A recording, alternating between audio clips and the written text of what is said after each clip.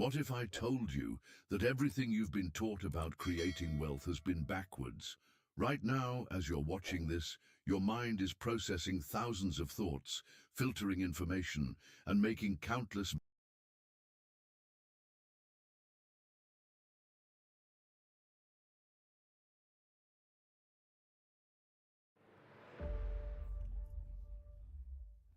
Discipline is forcing yourself to do what must be done, even when you don't want to. This is the truth most people avoid, but it is the truth that separates success from failure. The title says it clearly: How to Force Yourself to be Disciplined. Because let's be honest, if you wait until you feel ready, you'll keep waiting forever. If you depend on motivation, you'll always fall short. Discipline is not a choice you make only on good days.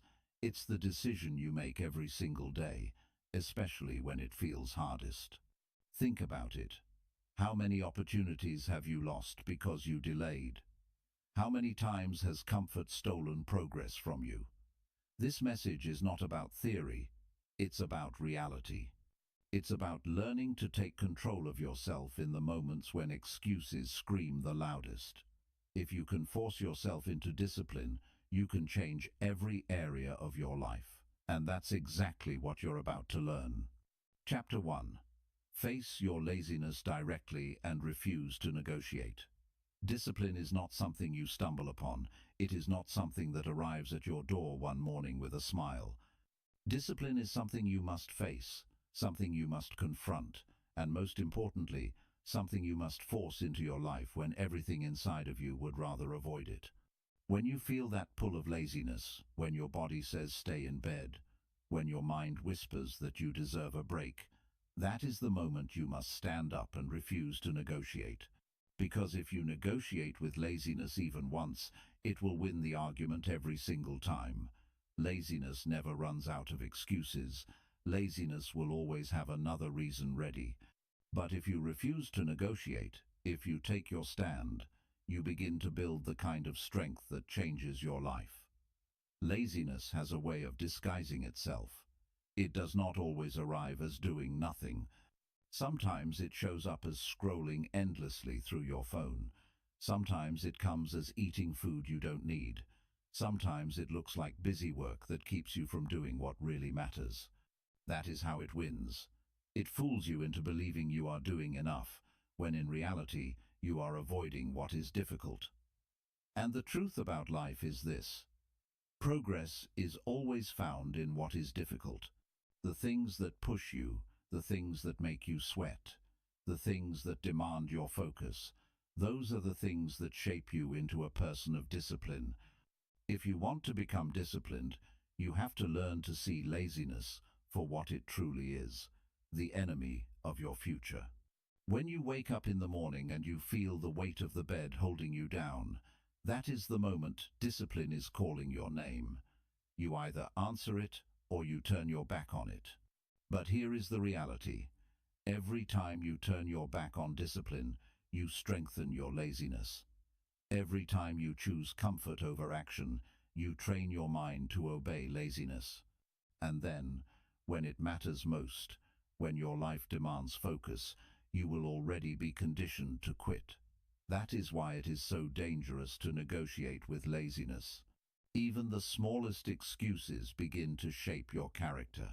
You think you are only skipping a workout, but what you are really doing is building the habit of saying no to discipline. Now ask yourself, how many times have you chosen the easy option over the necessary one?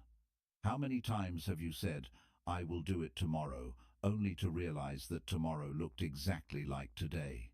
That is laziness negotiating with you, and you accepted the deal. But if you truly want to live a better life, you cannot keep signing that contract. You must face laziness directly, look it in the eye, and refuse to make a deal with it. You say no. You take action in that very moment, even if your mind screams otherwise. That is what forces discipline into your system. You see, the reason so many people remain stuck is not because they lack knowledge. It is not because they lack opportunity. It is because they negotiate with laziness. They wait until they feel ready. They wait until the conditions are perfect. They wait until the motivation arrives. But those things never come when you expect them. If you sit around waiting for the perfect feeling, you will wait for the rest of your life. Discipline begins when you act before you feel ready. It begins when you face laziness directly, and you move in spite of it. The human mind is a master at creating comfort. It tells you stories. You worked hard yesterday. Take it easy today. You don't have the energy right now. Do it later. One skipped day won't hurt. These are not harmless thoughts. These are chains. They keep you tied down to the same level, the same results, the same life. And if you accept them, you become weaker without realizing it. You may think you are just resting, but in reality you are training yourself to surrender. This is why you must build the ability to recognize those thoughts and shut them down before they control you. Think about the people you admire most. They are not more talented than you. They are not luckier than you. They simply stopped negotiating with laziness. They built discipline by refusing to listen to excuses, by forcing themselves to act, even when they didn't feel like it. That is the secret. It is not glamorous. It is not exciting. It is simply the power to say no to the weakness inside of you and yes to the actions that will move you forward. Now, forcing yourself to be disciplined is not about being harsh with yourself for the sake of punishment. It is about respect. It is about respecting your future enough to make decisions today that will serve you tomorrow. When you refuse to negotiate with laziness, you are telling yourself, I am worth the effort. My future is worth the sacrifice. My goals are worth the discomfort. That is not self-punishment. That is self-respect at the highest level. The truth is, laziness never really goes away. It will show up tomorrow, and the day after, and the day after that. You cannot eliminate it. But you can weaken it. You can strip it of its power by refusing to give in to it. Every time you choose action over excuses, you take a piece of strength back for yourself, and over time, the balance shifts. Laziness becomes weaker. Discipline becomes stronger. Eventually, discipline becomes who you are, not just something you do. But that transformation begins with a single moment. The moment you stop negotiating. It will not feel easy at first. Your body will fight you. Your mind will argue with you. You will hear every reason to delay. But you must train yourself to recognize that this is the exact moment discipline is built. Not when it is easy, not when it is convenient, only when it is hard, only when you don't feel like it. That is where strength is born. That is where a disciplined life begins. Ask yourself right now, what have you been putting off? What area of your life have you allowed laziness to win? Maybe it is your health. Maybe it is your studies. Maybe it is your career. Whatever it is, understand this. The longer you negotiate with laziness, the more you lose time. And time is not coming back. That is the real cost of laziness, not just wasted minutes, but wasted opportunities. So how do you face it directly? You start small. You pick one thing you know you need to do, and you do it immediately. You do not think about it. You do not debate it. You do not ask how you feel. You stand up and you act. That small victory begins to break the pattern. And once you break the pattern once, you can break it again and again and again. That is how discipline is built, through small victories stacked on top of each other until they create a foundation that laziness cannot break. And every time you win against laziness, you gain something more than progress. You gain confidence. You begin to trust yourself. You know that when laziness shows up tomorrow, you will be ready. You will not fold. You will not bargain. You will act. That trust is priceless. Because once you trust yourself, once you know that you will not negotiate with weakness, your life changes in ways you cannot imagine. There will always be people who say, "I can't do it. It's too hard. I'll start later." Do not join them. They are waiting for a moment that will never come. Instead, become the person who says, "I will do it now. I will act, even when I don't feel like it. I will not negotiate." That person builds a life of freedom, success, and growth. And that person can be you. So remember this. The next time laziness calls, do not answer. The next time it whispers, shut it down. The next time it offers comfort, refuse the deal. Stand firm. Take action. Build your strength one choice at a time. And never forget, the moment you refuse to negotiate with laziness is the moment you force yourself into discipline. And discipline is the path that changes everything. Chapter 2. Take small actions immediately to train instant response. Discipline is not something you build in giant leaps. It is not something that appears one day after a sudden decision. It is created in small actions taken at the exact moment they are needed. Every time you delay, every time you wait, you weaken the ability to respond. The secret to real discipline is learning to act immediately, to move as soon as the thought enters your mind, without hesitation and without negotiation. Those small, instant actions train your mind and body to respond without delay, and that habit becomes the foundation of strength in every part of life. Think about how often opportunities pass you by simply because you paused. You felt the urge to exercise but waited a little longer and then skipped it. You knew you had a call to make but told yourself you would do it later, and later never came. You had an idea to write something down but convinced yourself it could wait, and then you forgot.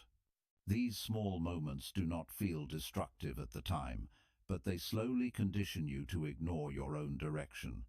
They teach your mind that hesitation is acceptable, and the more you accept hesitation, the weaker your discipline becomes. Now imagine the opposite. Imagine every time you had the thought to act, you moved. You thought of drinking water, so you drank it. You thought of picking up a book, so you opened it. You remembered a task you needed to complete, so you started it right then. That pattern builds something powerful, the ability to respond instantly. That is how you remove laziness before it grows. That is how you prevent procrastination from building roots. And that is how you gain control over yourself. The reason immediate action is so powerful is because the human brain is fast at creating reasons to stop. Within seconds of thinking about doing something hard, your mind creates a list of arguments against it. It tells you you're too tired. It tells you you'll have more energy later. It tells you it's not urgent right now. But those arguments only appear when you wait. If you act before your brain has time to debate, you win. You cut off the excuses before they take shape. That is why small, instant actions matter more than big, delayed ones. When you decide to train this skill, start with something simple. As soon as your alarm rings, stand up. Not after a few minutes, not after checking your phone. Stand up immediately. That is a small action, but it builds a strong lesson. I control my response. Do the same when you remember a small task. Do it right then, even if it takes only 30 seconds. Each time you do this, you reinforce the message that you are a person who acts, not a person who waits. Discipline is not just about grand goals. It is about teaching yourself that your actions follow your decisions. If you decide to do something and then don't, you are teaching yourself to doubt your own word. But if you decide and then act instantly, you are teaching yourself trust. That trust grows into confidence. Confidence grows into consistency, and consistency builds a disciplined life. But it begins with small actions taken immediately. You may think small actions are too insignificant to matter, but they are the seeds of change. When you act instantly on a small task, you train the same mental muscle that will later help you act instantly on bigger challenges. Picking up a book today trains the same discipline that will help you start a business tomorrow. Standing up as soon as your alarm rings trains the same discipline that will help you stay strong under pressure later. You cannot skip the small steps. They are the training ground for the big ones. If you want to test yourself, give this rule a try. When you think of something necessary, count down from 3 and then do it. 3, 2, 1, move. Do not let the thought sit for long. That simple rule removes hesitation. It breaks the habit of waiting, and it forces you to build a new reflex. Act now. Over time, you won't need to count. Your body will move on its own. That is what real discipline feels like, not forced effort, but trained reflex. But here is the truth. You will not always feel like moving instantly. Some days the small action will feel heavier than it should. Some days you will want to delay. That is where training comes in. You are not building a lifestyle where everything feels easy. You are building a mind that acts regardless of feelings. Feelings change. One day you feel motivated, the next day you don't. If your life depends on feelings, you will live inconsistent. But if your life depends on trained response, you will live disciplined. Look at any person who has achieved consistency in their field. They are not waiting for inspiration every day. They trained themselves to act as soon as the decision was made. That is why they succeed. They may not always do it perfectly, but they do it without delay. And the truth is, discipline is not about perfection. It is about consistency of action over time. That consistency is impossible without instant response. You must also understand that waiting does more than waste time. It weakens your self-respect. Every time you delay, you feel the weight of disappointment. You know you should have moved, but you didn't. That small regret builds into frustration, and frustration, if repeated long enough, turns into self-doubt. That is the dangerous cycle of hesitation. But when you act immediately, even on something small, you feel a sense of pride. That pride fuels motivation. That motivation makes the next action easier. And soon, your life is filled with momentum instead of regret. Discipline is not a gift. It is a choice repeated until it becomes natural. And the most powerful way to train that choice is through instant action. When you think of doing something productive, move before excuses arrive. When you feel resistance, step into it quickly before it grows. Every instant action is a reminder that you are stronger than hesitation. The beauty of this approach is that anyone can start it right now. You don't need money. You don't need equipment. You don't need special skills. All you need is the willingness to act as soon as the thought appears. That is available to everyone, and the more you practice, the more natural it becomes. The first time you do it, it may feel uncomfortable. The 10th time, it feels less difficult. The 100th time, it feels automatic. That is how you turn instant action into habit. Think about this. Every person has the same 24 hours. Some build disciplined lives, others waste their days. The difference is not time, the difference is response. Some act immediately, others wait. Which group do you want to belong to? The answer lies in what you do the moment a decision comes into your mind. If you want a stronger future, stop giving power to hesitation. Start honoring your thoughts with immediate action. When you feel the urge to do something good for yourself, move. When you know a task is waiting, handle it now. When you have the choice to delay or act, choose act. Those choices may seem small in the moment, but they are shaping who you become. The disciplined life is built in these exact moments, not tomorrow, not someday, right now, right here, in the decision you make today. Take small actions immediately, and you will train yourself to respond instantly. That instant response becomes your protection against laziness, procrastination, and wasted time. It becomes the tool that helps you live with focus and strength. and it becomes the foundation of a life that grows stronger every single day. When you decide to act instantly, you are telling yourself that your future matters more than your comfort. You are telling yourself that excuses will no longer run your life. You are telling yourself that you are in control. That message, repeated in small actions, will change everything. So when the next decision enters your mind, do not wait, do not hesitate, do not negotiate. Act, move, respond, because the life you want is waiting, but only for the person who learns to act without delay. Chapter 3. Control your thoughts before they control your decisions. The greatest battles of discipline are not fought outside but inside the human mind. Every action you take begins first as a thought, and every decision you make is shaped by the direction of your thinking. If you do not learn to control what goes on in your head, then your life will always be led by impulses, emotions, and distortions. But when you gain control over your thoughts, you put yourself in the position to make stronger, clearer, and wiser choices. Discipline becomes possible only when you understand how powerful your thinking truly is. Most people underestimate how much their thoughts influence their lives. They believe that actions are separate from thinking. But in reality, action is only the extension of what you allow to stay in your mind.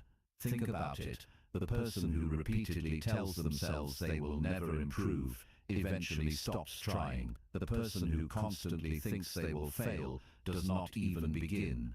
Thoughts are not harmless. They are the seeds of every decision, and every decision builds your future. This is why controlling your thoughts is the most important foundation for discipline. When you are not aware of what you think, your mind becomes a playground for negativity. One negative thought leads to another, and soon you are filled with hesitation, fear, or excuses. You say to yourself that you are too tired, that you are not capable, or that it is not worth the effort. If you allow these thoughts to sit in your mind, they will shape your actions. You may not notice it at first, but slowly you begin to avoid what is hard. You begin to settle for less than you are capable of, and over time your life reflects the weakness of those thoughts. The good news is that you can take back control. You can train yourself to filter your thoughts the way you filter the food you eat. You do not eat whatever is put in front of you without thinking. You choose carefully, because you know it will affect your health. In the same way, you cannot allow every thought to take root. You must choose which thoughts are worth keeping, and which ones must be replaced. This is a discipline in itself, the discipline of thought management. The first step to controlling your thoughts is awareness. Too many people live on autopilot, never stopping to notice what they are thinking. They assume their thoughts are facts, when in reality, most thoughts are simply opinions, interpretations, or echoes of past experiences. If you want to take control, you must learn to stop and examine. Ask yourself, what am I thinking right now? Is this thought leading me forward, or holding me back? Is this thought building discipline or destroying it? The very act of asking these questions gives you the power to separate yourself from the thought instead of being controlled by it. The second step is replacement. You cannot simply force a thought to disappear. The human mind does not operate in empty space. If you want to get rid of a destructive thought, you must replace it with a constructive one. If your mind says, "I can't do this," you replace it with, "I may struggle, but I can learn and improve." If your mind says, "I don't feel like starting," you replace it with, "I will begin now," because starting creates momentum. Replacement is not about pretending everything is perfect. It is about directing your mind toward thoughts that build strength, rather than weakness. Another important step is to limit the input that feeds negative thoughts. Your environment is constantly shaping the way you think. The news you consume, the conversations you have, the people you spend time with, all of these leave an impression on your mind. If you surround yourself with people who always complain, you will start to think in complaint. If you fill your day with endless entertainment, your thoughts will lean toward comfort instead of growth. Controlling your thoughts also means controlling what you expose yourself to daily. If you want discipline, you must create an environment that feeds your mind with clarity, focus, and direction. One of the strongest tools for controlling your thoughts is reflection. Set aside time each day to examine how your thinking guided your choices. Ask yourself, did my thoughts push me toward my goals or away from them today? Where did I let negativity control my actions? Where did I win the battle in my mind? This habit builds awareness and allows you to make corrections before poor thinking becomes a habit. The more often you reflect, the quicker you catch harmful patterns. Understand this truth. Your feelings often follow your thoughts. If your thinking is undisciplined, your emotions will be unstable. You will feel discouraged, overwhelmed, or anxious, not because of circumstances, but because of how you are thinking about them. But when you control your thoughts, your emotions become more stable. You feel capable, strong, and in control. And when your emotions are steady, your decisions improve. This is why controlling your thoughts is not just a mental exercise. It directly affects your energy, your focus, and your ability to follow through. You must also learn to challenge irrational thought. Many times your mind will exaggerate reality. It will tell you the task is too big, that you don't have enough time, that failure is certain. But when you step back, you realize those are not facts, they are fears. Discipline grows when you confront those fears with truth. The task may be big, but it can be broken into steps. You may not feel ready, but you can start with what you have. Failure may be possible, but so is success. Challenging thoughts is how you prevent them from dictating your behavior. Controlling your thoughts is not about ignoring difficulty. Life will always present challenges. It is about choosing how you respond to those challenges in your mind before you respond in your actions. The person who disciplines their thoughts says this is difficult, but I can handle it one step at a time. The person who does not control their thoughts says this is difficult, so I won't try. Same situation, different thought, completely different outcome. If you want to make this practical, begin by paying attention to the small moment. Notice what you say to yourself when the alarm rings. Notice what you think when you face a hard task. Notice the thoughts that appear when you feel tempted to delay. Then begin the practice of replacing them instantly. Instead of 5 more minutes of sleep, say getting up now strengthens me. Instead of I'll do it later, say doing it now keeps me disciplined. Instead of this is too much, say I will take the first step. This is how you slowly retrain your mind to work for you instead of against you. Over time, as you win more battles in your mind, you begin to feel stronger. You trust yourself more because you know your thoughts no longer control you. You control them. That trust builds a kind of quiet power. You no longer feel like a victim of your feelings. You no longer let every distraction pull you away. You live with intention. That is the essence of discipline. Living by choice instead of reaction. One of the greatest benefits of controlling your thoughts is that it gives you freedom. People often think discipline is about restriction, but it is the opposite. When your thoughts are clear and directed, you are free from the chaos of impulses and doubts. You are free to decide your own actions instead of being pulled by every feeling. That freedom gives you strength, it gives you peace, and it gives you the ability to move forward consistently, even when life is difficult. The difference between those who stay stuck and those who grow is simple. The ones who stay stuck never take control of their thinking. They let their thoughts run wild, and those thoughts lead them into poor decisions, wasted time, and regret.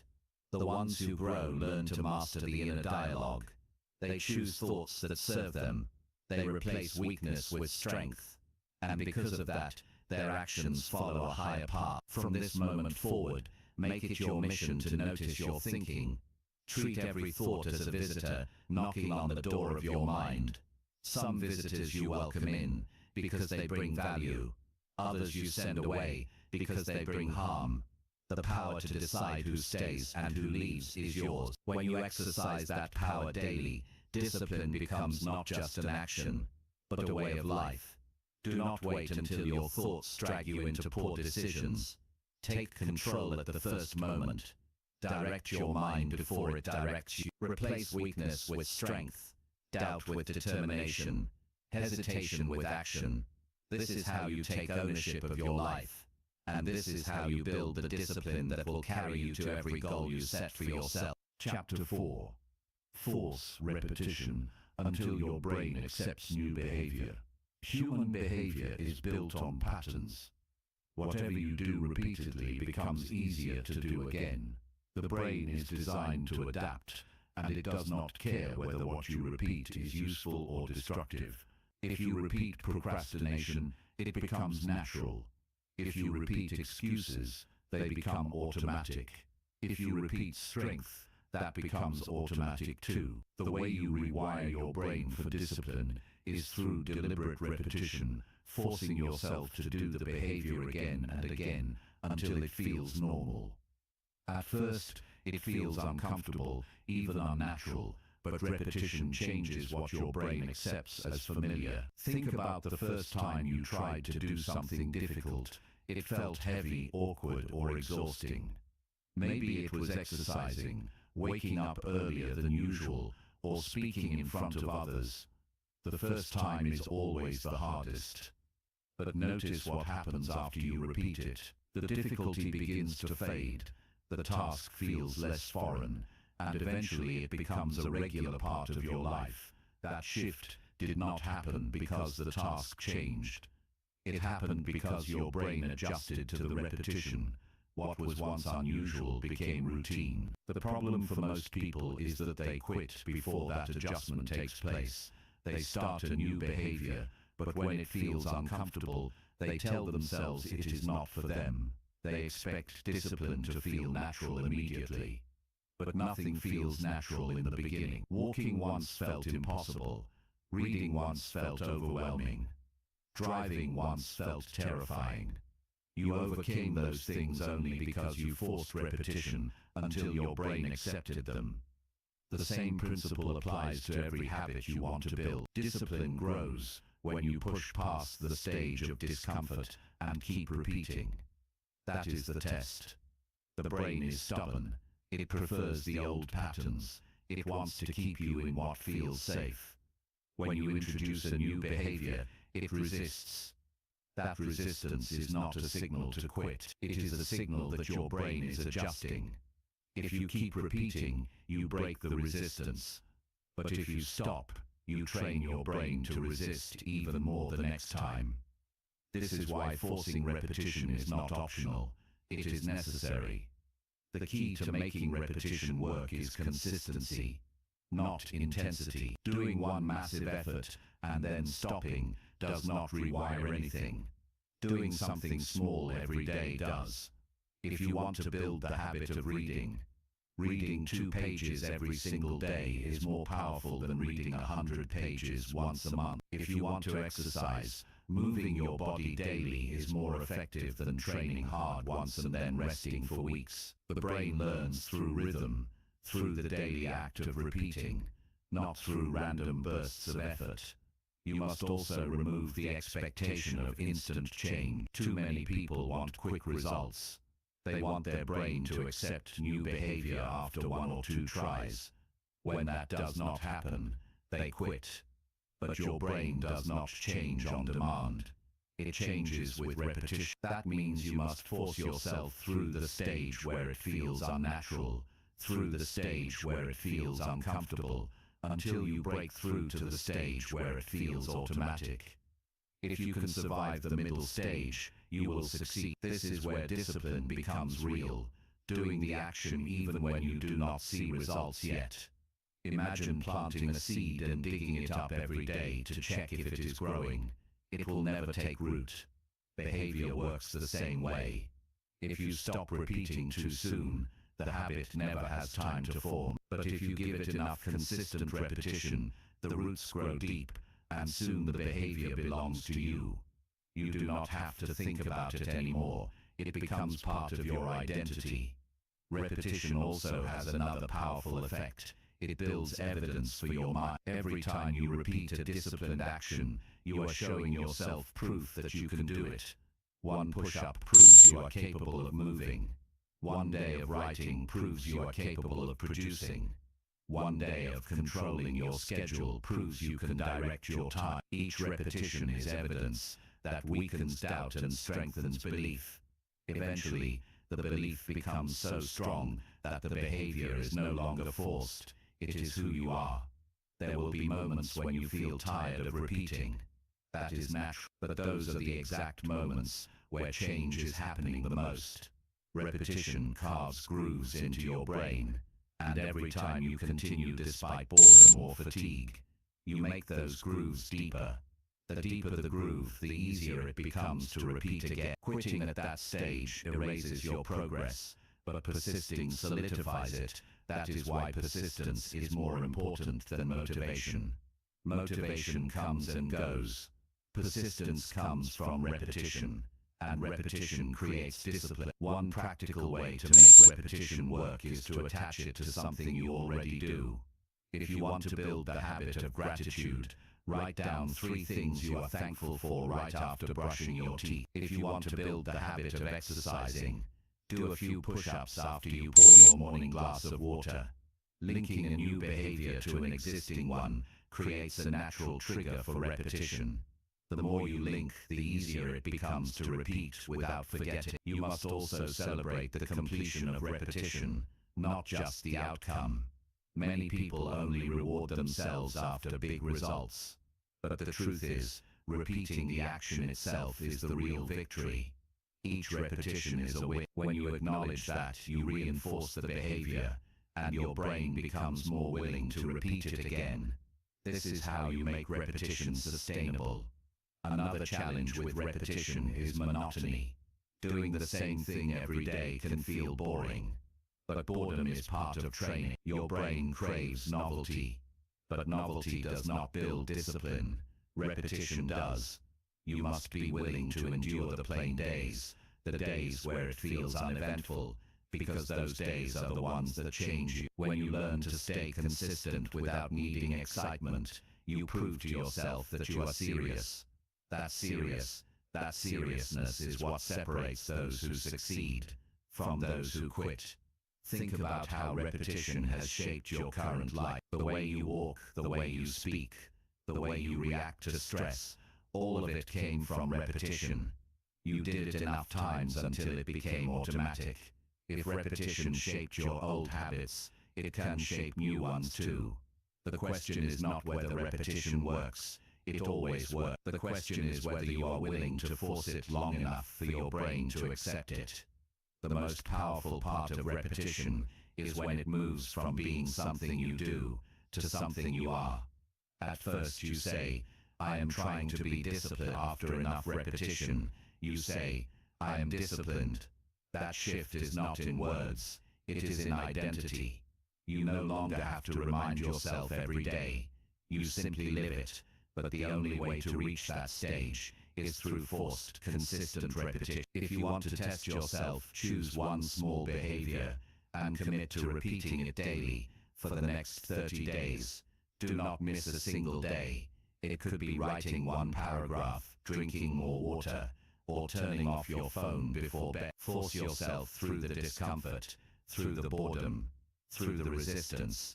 Watch what happens. By the end of 30 days, your brain will start to accept it as normal. Extend it to 60 days, and it becomes harder not to do it than to do it. That is the power of repetition. You shift the default of your brain. The reason most people never change is not because they lack ability, but because they lack patience with repetition. They underestimate how long it takes for the brain to adapt. They want shortcuts, but the truth is, repetition is the shortcut. It feels slow, but it is the fastest path to change, because once your brain accepts a new behavior, you no longer fight against yourself. You move forward naturally, without constant struggle. That is real freedom. Discipline is not a mystery. It is simply the result of forcing repetition until your brain surrenders to the new pattern. At first, you carry the habit, then the habit carries you. And when that happens, you no longer depend on willpower every day. You depend on who you have become. That transformation is available to anyone willing to repeat long enough. So do not quit at the stage where it feels unnatural. Do not give up when it feels boring. Do not stop when results are not immediate. Keep repeat, force the behavior again and again, until it feels like part of your identity. That is how discipline is created. That is how lives are changed. And that is the path waiting for anyone who chooses to repeat, until the brain accepts the new way of living. Chapter 5. Replace negative self-talk with strict self-direction. The way you talk to yourself is the most powerful influence on how disciplined you become. Every word you repeat in your mind either strengthens you or weakens you. If the voice inside you is full of doubt, excuses, and fear, then your actions will follow that pattern. You cannot live a disciplined life if you let negative self-talk control your decisions. Discipline begins with learning to replace destructive language in your head with strict self-direction. You must speak to yourself like a leader who gives orders, not like a critic who tears you down. Negative self-talk often comes quietly. It tells you that you are not ready. It reminds you of past failures. It whispers that the effort is too much. Most people allow those thoughts to become permanent companions, not realizing that every time they agree with them, they are shaping their future. If you keep telling yourself you are weak, you will live weak. If you keep telling yourself you cannot change, you will not change. The mind follows the words it hears most often, especially when those words come from your own mouth. Strict self-direction is the antidote.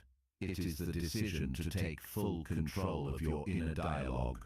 Instead of allowing your thoughts to drift aimlessly, you give them commands. Instead of telling yourself you cannot, you direct yourself to act.